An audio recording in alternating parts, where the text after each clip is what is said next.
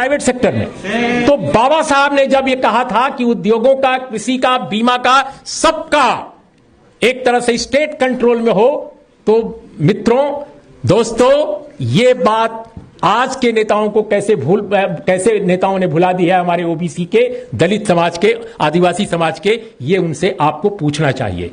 आप डॉक्टर अंबेडकर की अगर केवल पूजा करेंगे, डॉक्टर अंबेडकर का नाम लेकर आप अपने को बहुत क्रांतिकारी महसूस करेंगे, तो माफ कीजिएगा, अंबेडकर साहब की विचारधारा के साथ आप न्याय नहीं करेंगे।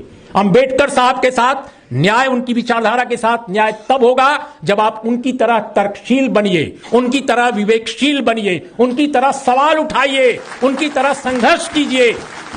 अगर समझौता परस्ती करनी है तो आप चाहे मार्क्स का नाम लें, चाहे अंबेडकर का नाम लें, अरस्तु का नाम लें, वॉल्टेयर का नाम लें, कोई फर्क नहीं पड़ेगा। और भारतीय समाज का जो स्थगन है, जो स्टेग्नेशन है, जो जिस अवरोध में फंसा हुआ है भारत का समाज, वो केवल शब्द और कर्म के गतिरोध के कारण है। हम बोलते कुछ हैं, करते कुछ हैं। तो शब्द और कर्म का अगर भेद नहीं मिटेगा, अंबेडकरवाद क्या बताता है, अंबेडकर की वैचारिकी क्या बताती है, अंबेडकर का जीवन क्या बताता है। अंबेडकर जीवन भर लड़ते रहे, उन्होंने अपनी निजी संपत्ति, अपनी निजी जायदाद, अपने निजी परिवार की चिंता नहीं की। आप जानते हैं जब उनका निधन हुआ, उनका जब परिनिर्वाण हुआ, तो उनके पास क्या रकम थी, देखिएगा, पढ़िएगा।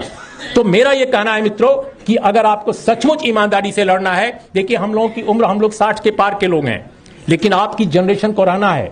हमारे देश की तमाम दलित, आदिवासी, बहुजन समाज पर यह अत्याचारों का दौर अगर यूं ही जारी रहा तो यकीन कीजिए हम लोग 1947 से भी बहुत बुरी स्थिति में पहुंच जाएंगे, उसके पहले के दौर से भी पीछे चले जाएंगे। इसलिए मैं कहता हूं ये पुष्यमित्र शुंग की वापसी हुई है।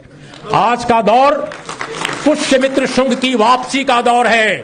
अगर पुष्यमित्र शुंग की वापसी को आप नहीं रोकते तो यकीनन आपका वजूद खत्म हो जाएगा और आप केवल नाम लेते रह जाएंगे महापुरुषों का, नेताओं का, लेकिन उनकी विचारधारा के साथ आप अन्याय करेंगे। नमस्कार, आदाब, सत श्री अकाल, जय भीम।